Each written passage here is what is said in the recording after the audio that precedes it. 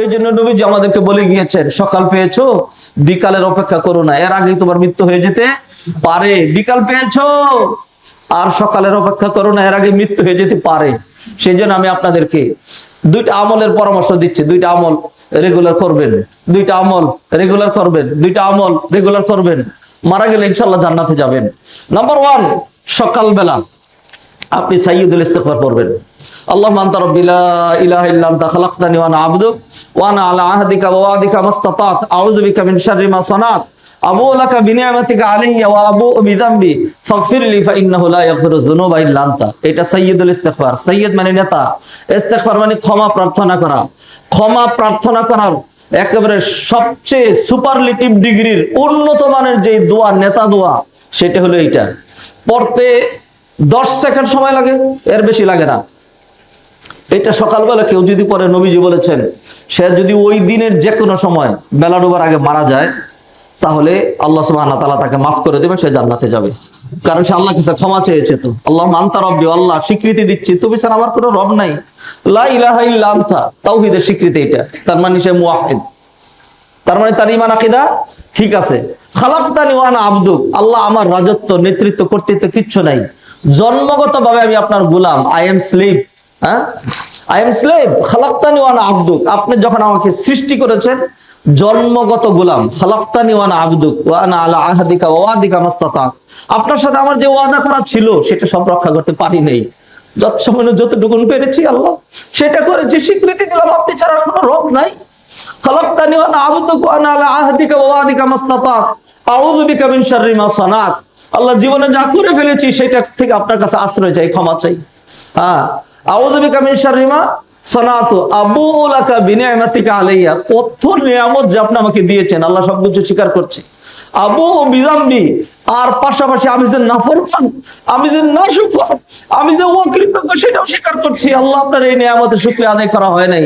চোখ দিয়েছিলেন, চোখের শুকরিয়া হয় নাই। স্ট্রেংথ দিয়েছিলেন, যৌবন দিয়েছিলেন, শুকরিয়া আদায় করা হয় নাই। সম্পদ দিয়েছিলেন, শুকরিয়া আদায় করা হয় নাই। আহা, কি সুন্দর সম্বলিত দোয়া। এই দোয়া আপনার মুখস্থ নাই।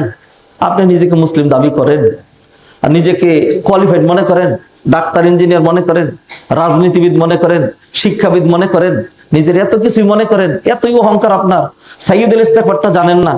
আমি আপনাকে কি ধরে ধরে আপনি অমুক অমুক এটা বলছি না, আমি আপনাকে ইনকারেজ করছি, আপনার মধ্যে যেন একটা অনুশোচনা আসে। এটা আমি জানি না, এটা আপনি শিখেন।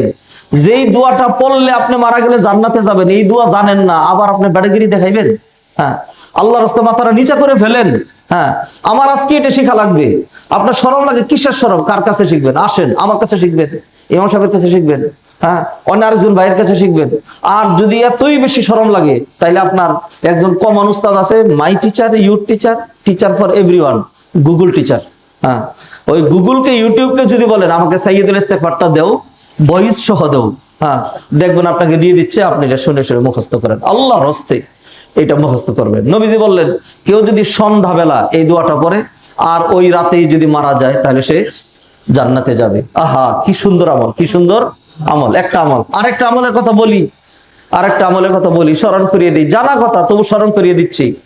এই যে 5 ওয়াক্ত সালাত, 5 ওয়াক্ত সালাতের পরে নবীজি সাল্লাল্লাহু আলাইহি সাল্লাম একটা আমল করতে বলেছেন। সেই আমলটা হলো আয়াতুল কুরসি। অন্য আমলগুলো মাত্র 2টা আমলের কথা বলছি, তো 2টাই বলবো, একটা বলা শেষ, আরেকটা বলছি। সেটা হলো আয়াতুল কুরসি। আয়াতুল কুরসি সূরা বাকারার 255 নং আয়াত, 3য় পারার 1ম পৃষ্ঠায় আছে একটা আয়াত, আয়াতুল কুরসি। আয়াতুল কুরসি, নবীজি আয়াতটাকে বলছেন আযমু আয়াতিন ফিল কোরআন, কোরআনের সবচেয়ে the greatest verse of the holy কোরআন।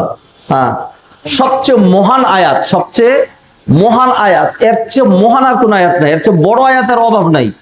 কিন্তু মোটা হইলেই তো কি হয় না, দারোগা হয় না, এটার মর্যাদা আলাদা।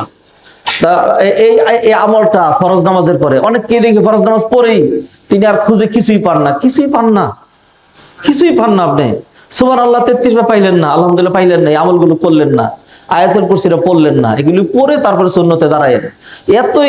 এতই ভ্যালু অফ টাইমের বাস্তবায়ন আমরা শুধু মসজিদে দেখি। এটা ছাড়া রাস্তায় যখন ঘন্টাকে ঘন্টা বসে থাকেন, তখন আপনার প্রশ্ন করতে ইচ্ছা করে না, ও রাষ্ট্রনায়করা তোমরা কি দেশটা বানাইলা, কেমনে? প্রতিদিন আমার হাজার হাজার ঘন্টা মানে কি পরিমাণ কোটি লিটার তেল আমাদের নষ্ট হয় শুধু রাস্তায় প্রতিদিন, কোটি লিটারের বেশি প্রতিদিন, কোটি ওয়ার্ক আওয়ারের বেশি নষ্ট হয় রাস্তায় বসে থেকে। আমি কি একা বসে থাকি? লক্ষ লক্ষ মানুষ বসে থাকে, এইভাবে নষ্ট হয়। তখন আপনি ভ্যালু অফ টাইম আপনার কোথায় যায়? মসজিদে আসলে ফরজ শেষ করছেন, সুন্নতে দাঁড়ানোর জন্য পাগল হয়ে যায়। আপনি একটা আপনার আগে নাজাতটা নিশ্চিত করেন না। এমনই একটা আমল, 5 ওয়াক্ত সালাতের পরে আয়াতুল কুরসি পড়বেন, আল্লাহু লা ইলাহা ইল্লা হুয়াল হাইয়ুল কাইয়্যুম লা তাখুযুহু সিনাতুন ওয়ালা নাওম লাহু মা ফিস সামাওয়াতি ওয়া মা ফিল আরদ মান যাল্লাযী ইয়াশফা'ু ইনদাহু ইল্লা বিইذনিহি ইয়ালামু মা বাইনা আইদিহিম ওয়া মা খালফাহুম ওয়া লা ইউহিতুনা বিশাইইন মিন ইলমিহি ইল্লা বিমা শা'a ওয়াসি'a কুরসিয়্যুহুস সামাওয়াতি ওয়াল আরদ ওয়া লা ইয়াউদুহু হিফযুহুমা ওয়া হুয়াল আলিয়্যুল আযীম। দেখেন তো 10 সেকেন্ড সময় লাগছে কিনা? এইটা আপনি মুখস্থ করতে চাইলে কি লাগবে? কতক্ষণ কি লাগবে? একদিনে পারেন না, এক সপ্তাহে করেন। এক সপ্তাহে পারেন না, এক মাসে তো পারবেন। মুখস্থ করার সিস্টেম পুরাটা বারবার শুনবেন না। আল্লাহু লা ইলাহা ইল্লা হুয়াল হাইয়ুল কাইয়্যুম, এটা শুনছেন, এবার এইটারই শুধু পড়বেন 100 বার। আল্লাহু লা ইলাহা ইল্লা হু, আল্লাহু লা ইলাহা ইল্লা হু, আল্লাহু লা তাখুযুহু সিনাতুন ওয়া লা তাখুযুহু সিনাতুন ওয়া লা তাখুযুহু সিনাতুন। এবার আবার দুইটারে জোড়া দেন একসাথে 20 বার। এরপর আবার একটু ধরেন, আবার শুরু থেকে জোড়া দেন। এইভাবে মুখস্থ করা লাগে। অনেকে মুখস্থ করার পরিচয় জানে না। আয়াতুল কুরসি আপনার মুখস্থ করাই লাগবে, এবং যেই ইমামরা আয়াতুল কুরসি পড়ার সুযোগ দিবে না, আপনি তাকে অনুসরণ করবেন না। তিনি ওনার মতো ওনার কাজ যা করতেছেন ওনাকে করতে দেন। স্বাধীন তো ইমাম সাহেব মানুষ, মাথায় বাড়ি দেওয়ার কোনো সুযোগ নাই। সালাম ফিরানো শেষ, ইমাম সাহেবের দায়িত্ব শেষ। সালাম ফিরানো পর্যন্ত আমাদের একটা কন্ট্যাক্ট ছিল, ইমামের কথা শুনবো। যখন তিনি রুকুতে যাবেন তখন রুকুতে যাব, যখন তিনি সেজদায় লম্বা করবেন লম্বা করবো, খাটো করলে খাটো করবো। এটা আন্ডারটেকিং দেওয়া।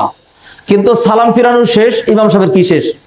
কাজ শেষ। এখন এরপরে ইমাম সাহেব আরো অন্য নতুন অধ্যায় শুরু করবেন। আপনাকে জান্নাতে যাওয়ার পথে একটা অন্তরায় দিয়ে দিবেন, সহজে যেন জান্নাতে যেতে না পারবেন, এই কন্ট্রাক্টরই তিনি পালন করবেন। আমার সেটা মানার দরকার নাই।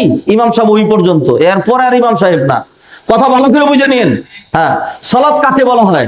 সেটা হলো মুফতাতাহাতুন ইবাদাতুন মুফতাতাহাতুন বিত্তাকবীর ওয়া মুখতাতিমাতুন বিত্তাসলিম। এমন ইবাদত যার সূচনা হয় আল্লাহু আকবার বলে তাকবীরে তাহরিমা দিয়ে। এর আগে নামাজের কিচ্ছু নাই। হ্যাঁ, এর আগে নামাজ শুরু হয় নাই। আর সালাম ফিরানো শেষ তো নামাজ শেষ। তো নবীজি সাল্লাল্লাহু আলাইহি সাল্লাম 5 ওয়াক্ত ফরজ সালাতের পরে তিনি বললেন, মান কারাআ আয়াতাল কুরসি দুবুরা কুল্লি সালাতিন মাকতুবা লাম ইয়ামনাহু মিন দুখুলিল জান্নাহ ইল্লাল মাউত। কোন ব্যক্তি যদি 5 ওয়াক্ত ফরজ নামাজের পরে আয়াতুল কুরসি পড়ে, তাহলে তার জান্নাতে যেতে মাত্র একটা বাধা, সেটার নাম কি? মৃত্যু। অর্থাৎ মরবে আর জান্নাতে চলে যাবে। দুটো আমল দিলাম, আমি আল্লাহ যদি বাঁচিয়ে রাখেন, আগামী জুমা পর্যন্ত যদি আল্লাহ হায়াত রাখেন, আগামী জুমা যদি খুতবা দেই, আগামী জুমা যদি ভুলে না যাই, আমি আপনাদেরকে জিজ্ঞেস করবো যে এই দুইটা জিনিস পড়েছেন কিনা, শেখার চেষ্টা করেছেন কিনা, আয়াতুল কুরসি আমল করেছেন কিনা। যে কোনো মসজিদে গেলে ইমাম সাহেব আসসালামু আলাইকুম আসসালামু আলাইকুম আল্লাহুম্মা আমিন বিরহমাতিকা ওয়া রাহমিন, হ্যাঁ, ওইটাতে যাবেন না। তার সাথে সালাম ফিরান, এরপর আপনি স্বাধীন হয়ে যান। আপনার ইস্তেগফার গুলো করেন, তাসবিহ গুলো করেন, আয়াতুল কুরসি পড়েন, কুল হুয়াল্লাহু কুল আযু ফালাক কুল আযুন নাস পড়েন। আপনার জীবন ধন্য হবে, দুনিয়াও সুন্দর হবে, আখিরাতও সুন্দর হবে। আল্লাহ আমাদেরকে তৌফিক দান করেন। নবীজি যে আদর্শ দিয়ে গেছেন, নবীজি যে ইবাদত শিখিয়েছেন, এর চেয়ে উত্তম তরিকা মাদানী তরিকা না, এর চেয়ে উত্তম তরিকা আজহারি তরিকা না, এর চেয়ে উত্তম তরিকা দেওবন্দি তরিকা না, পিরালি তরিকা না, অন্য কোনো তরিকা না। একটাই তরিকা, সেটা হলো তরিকাতুন নবী সাল্লাল্লাহু আলাইহি ওয়াসাল্লাম। নবীজি সাল্লাল্লাহু আলাইহি ওয়াসাল্লামের তরিকাকে প্রাধান্য দেন।